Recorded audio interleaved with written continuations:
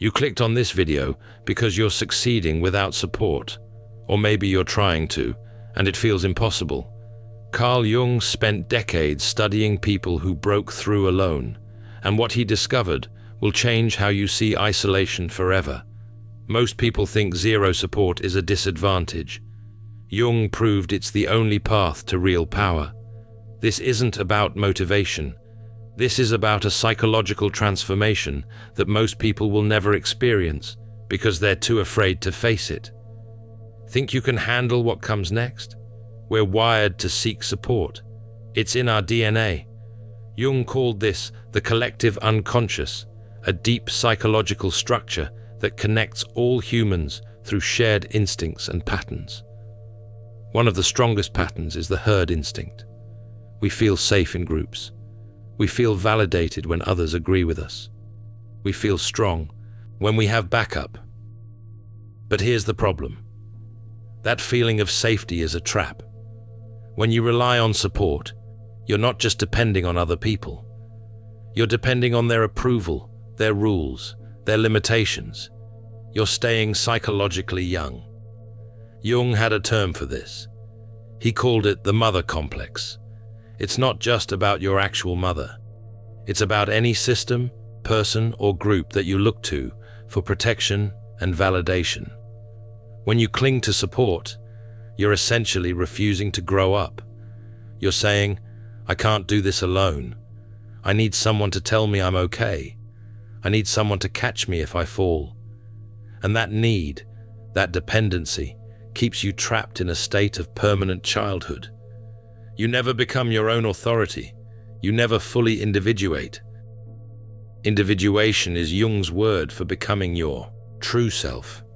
Not the self that your parents wanted, not the self that society expects, your actual self, the version of you that exists when all the masks come off. And here's what Jung discovered. Individuation can only happen in isolation. It requires what he called the night sea journey. This is a psychological descent, a period of darkness where you're completely alone, where no one is coming to save you, where you have to face yourself without any external validation or support. Most people avoid this journey at all costs. They surround themselves with friends, mentors, communities, anything to avoid the terrifying silence of being truly alone. But Jung argued that this journey isn't optional. If you want to succeed on your own terms, if you want to become powerful in a way that can't be taken from you, you must go through the night sea journey. You must be abandoned. Now let's talk about why groups kill your potential. When you have support, you have to follow the group's rules. Every community, every mentor, every support system comes with expectations. They want you to succeed, sure, but they want you to succeed in a way that makes sense to them. They want you to stay within the boundaries they understand. But real success, the kind that changes everything, requires breaking those boundaries. It requires doing things that make no sense to other people. It requires taking risks that your support system will tell you are foolish. And this is where zero support becomes an advantage. When you have no one backing you, you have no one to disappoint. You have no one questioning your decisions. You have no one pulling you back to safety. You're free to experiment, to fail, to try things that would horrify the people who care about you. And that freedom is where breakthrough happens. Jung observed this pattern repeatedly. The people who made the greatest contributions to psychology, art, science, they all went through periods of total isolation, periods where they were rejected, misunderstood, abandoned by their peers, and it was in those periods that they did their most important work. But let me be clear, this process is brutal. Jung called it Nigredo, the blackening. It's an alchemical term that refers to the first stage of transformation, where everything breaks down. When you're succeeding without support, you go through a psychological death. Your old identity dissolves. The version of you that needed approval, that craved validation, that wanted to be liked, that person has to die. And it feels like depression. It feels like failure. It feels like you're doing everything wrong. You wake up in the middle of the night wondering if you've made a massive mistake. You see other people with their teams, their cheerleaders, their networks, and you feel completely alone. But here's what Jung understood. That darkness isn't a sign that something's wrong. It's a sign that something's right. The Nigredo is the burning away of your false self. It's the destruction of the ego structures that kept you dependent and small. And on the other side of that fire, you emerge as something different. Something that doesn't need external validation because it has found internal authority. Let me ask you something. If you're going through this right now, if you're building something alone, if you're facing resistance and silence and doubt, drop a comment below. Just write, "I walk alone." I want to see how many of you are on this path. Because Jung believed that the night sea journey is rare. Most people turn back. They go looking for support the moment things get hard. They rejoin the herd because the isolation is too painful. But the ones who keep walking, the ones who push through the darkness, they become something the herd can never touch. So how do you handle the silence? How do you keep going when no one is clapping, when no one is telling you you're on the right track, when every external signal says you should quit? Jung's answer is this. You learn to validate yourself, not in a shallow affirmation kind of way, but in a deep, structural way. You develop what Jung called the self, with a capital S. Empaths aren't broken, they're alchemists in progress. The alchemist's path gives you drills, Jung-based boundaries, and 3 exclusive chapter videos to turn overwhelm into clarity. By Surreal Mind, 236-page downloadable ebook, in stock. Begin now at thesurrealmind.com. This is different from the ego. The ego is the part of you that wants approval, that compares itself to others, that needs to win. The self is deeper. It's the part of you that knows what you're supposed to do, even when it makes no logical sense. It's the part that pulls you forward, even when everything else is telling you to stop.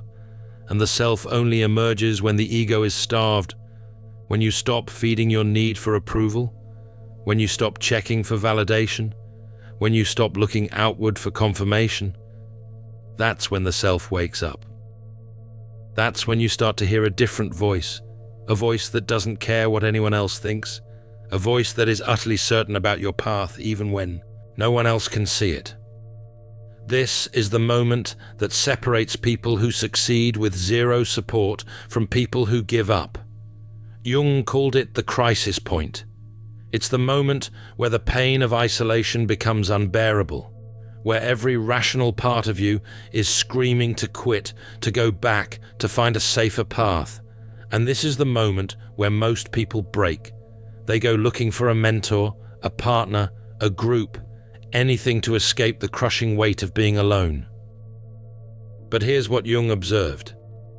If you can stay in that moment, if you can sit with that unbearable tension without running, something shifts. The self wakes up, not gradually, not gently, but suddenly, like a switch flipping. You stop needing people. You stop needing approval. You stop needing support. And in that moment, you become dangerous. Not dangerous in a violent way, dangerous in a creative way, dangerous because you can no longer be controlled, dangerous because you no longer care about fitting in, dangerous because you're willing to do what needs to be done, even if it costs you everything. And this is where the transformation completes. You realize that zero support was never a disadvantage. It was total freedom. Think about it. When you have support, you owe people. You owe them results. You owe them gratitude. You owe them loyalty. And those debts limit you. They keep you playing small, playing safe, playing by rules that were designed to keep you manageable. But when you have zero support, you owe nothing. Your success is entirely yours. Your failure is entirely yours. No one gets to take credit. No one gets to say, "I made you. You did this alone." You walked through the fire alone. You faced the darkness alone. And you came out the other side holding something that belongs only to you. A vision, a skill, a work, a self that is entirely your own creation.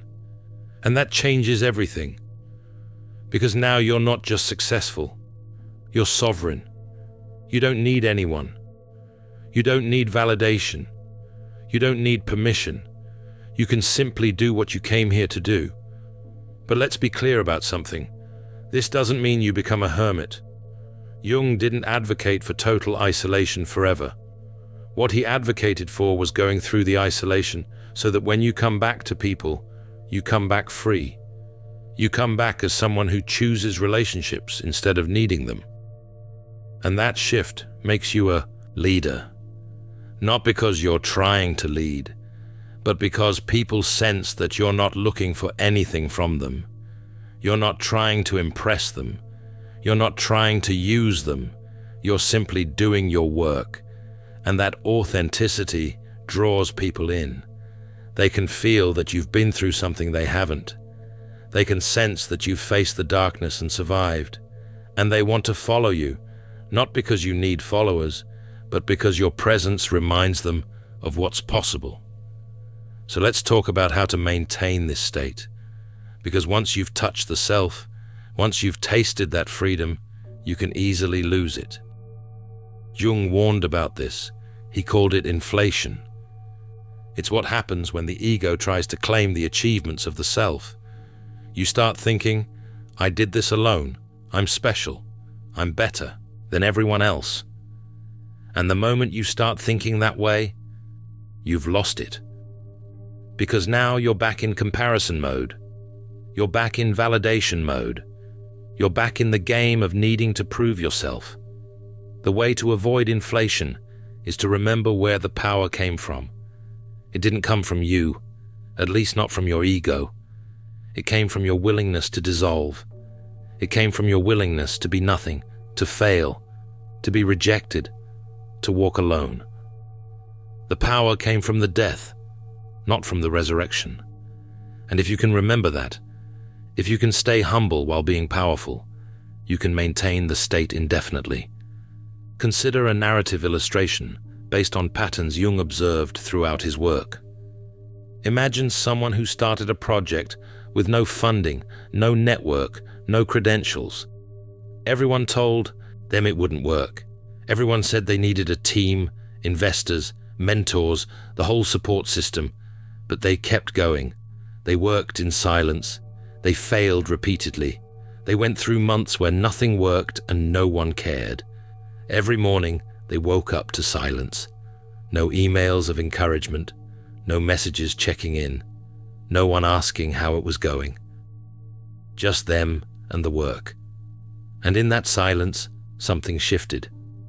They stopped trying to make it work the way everyone else said it should work. They stopped trying to fit their vision into a box that investors would understand. They stopped editing themselves for an imaginary audience that might judge them. They just started creating from the self. From that deep, irrational place that doesn't care about market research or best practices or what worked for someone else. And, slowly, the work started to take shape. Not because they got better at following the rules, but because they stopped following the rules entirely. They created something that could only exist because they were alone. Something that never would have survived a committee, never would have passed a pitch meeting, never would have made sense to anyone with experience. The isolation forced them to trust themselves completely. There was no one else to consult, no one else to validate each decision, no one else to say whether they were on the right track. Just that inner voice, that self, guiding them forward. And when they finally shared it, people didn't just like it, they were obsessed with it. Because it was real, it was raw, it was undiluted by compromise or committee thinking. It was pure expression of the self. You could feel the isolation in the work. You could sense the journey it took to create it. And that authenticity, that undeniable realness, made it impossible to ignore. This is what's possible when you succeed with zero support. You create something that could only come from you. Something that bears your fingerprints in every detail. Something that doesn't look like anything else because it wasn't shaped by anyone else's hands. And that originality, that authenticity, is magnetic. People can feel it. They can sense that they're encountering something genuine in a world full of copies, and they respond to it in ways that calculated, committee-approved work never achieves. But let's address the fear, because if you're watching this and you don't have support, you're probably terrified. You're probably wondering if you're making a mistake. You're probably comparing yourself to people who have teams and resources and thinking, how can I compete with that? You wake up at 3 a.m. and the doubt is crushing.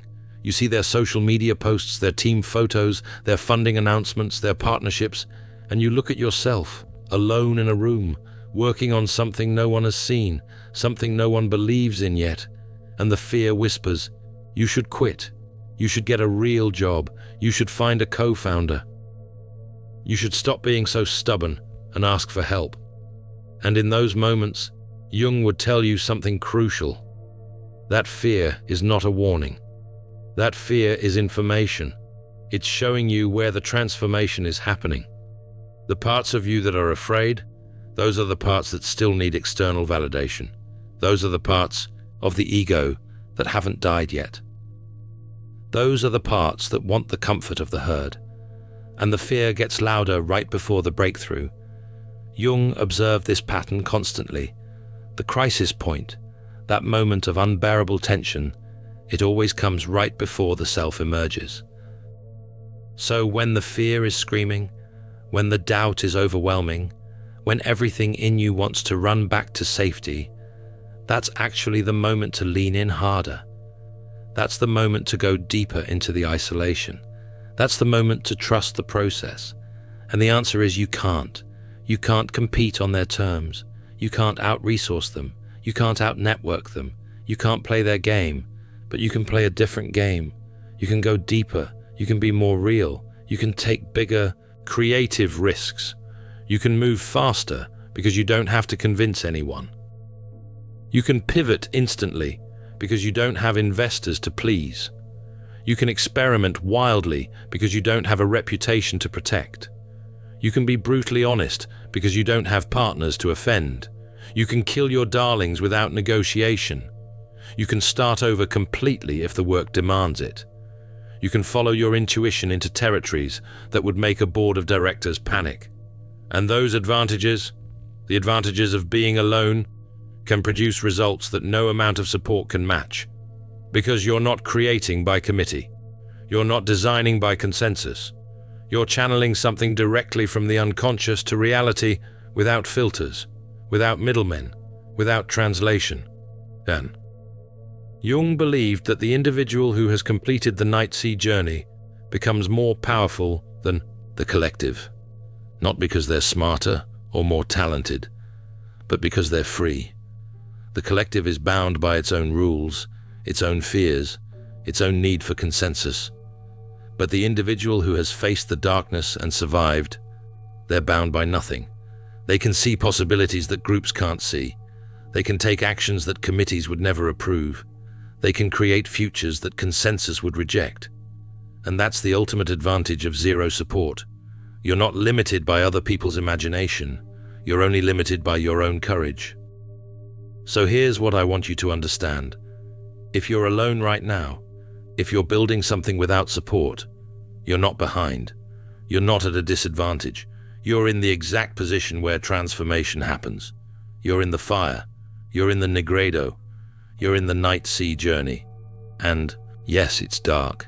Yes, it's painful. Yes, it feels like you're drowning. Every day feels like a test you might fail. Every setback feels personal. Every silence feels like rejection. You question yourself constantly. You wonder if you're delusional. You wonder if everyone else was right and you were wrong. You see the years passing. You see opportunities you didn't take. You see the paths you didn't choose. And the loneliness cuts deeper than you expected. But you're not drowning. You're dissolving. The old you is burning away. The version that needed permission, that craved approval, that wanted someone to hold your hand, that version is dying. It's dying slowly, painfully, completely. And something new is being born. Something sovereign, something free, something powerful in a way that people with support can never understand. Something that belongs entirely to you. Something that can't be taken, can't be copied, can't be replicated, because it was forged in isolation, because it was born in darkness, because it emerged from the dissolution of everything you thought you needed.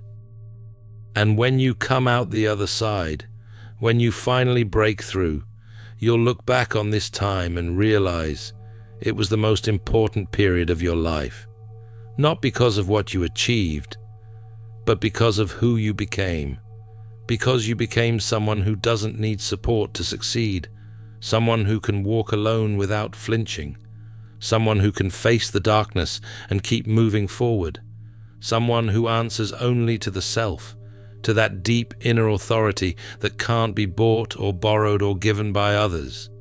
And that person, that sovereign individual, is unstoppable. Not because they're strong, but because they're free. Free from the need for approval, free from the fear of judgment, free from the weight of other people's expectations, free from the prison of comparison, free from the addiction to validation, free from the paralysis of seeking permission. And that freedom, that terrible, beautiful freedom, is worth everything you're going through right now. You started this journey alone. You suffered through the silence and the crushing weight of doubt. You faced the doubt. You walked through the fire. And now you're becoming something the world didn't know it needed. A person who succeeds entirely on their own terms. A person who creates directly from the self. A person who proves that zero support isn't a disadvantage. It's the price of admission to total freedom. And once you've paid that price, once you've completed the journey, nothing can take it from you. Not failure, not criticism, not rejection. Because you've already lost everything. You've already been completely alone. You've already faced the worst, and you survived. You more than simply survived, you transformed. In the alchemist's path, perception training for empaths, you'll turn overwhelm into wisdom with practical drills, Jung-inspired boundaries, and step-by-step perception training. This guide includes 3 exclusive chapter videos to deepen each lesson. Written by Surreal Mind, 236 pages, beautifully designed 8.5 by 11 downloadable ebook, in stock now. Start your training today. Feel deeply while thinking clearly. Get the Alchemist's Path at thesurrealmind.com.